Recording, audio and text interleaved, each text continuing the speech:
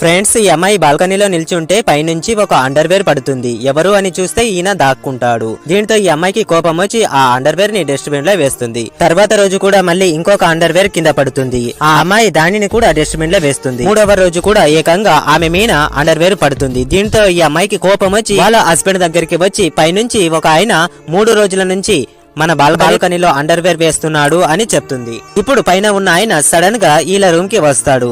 ఈయన చూడండి అని చెప్తుంది. ఇప్పుడు దీనితో ఈయన మా బాల్కనీలో అండర్వేర్ ఎందుకు వేస్తున్నావు అని అడుగుతాడు.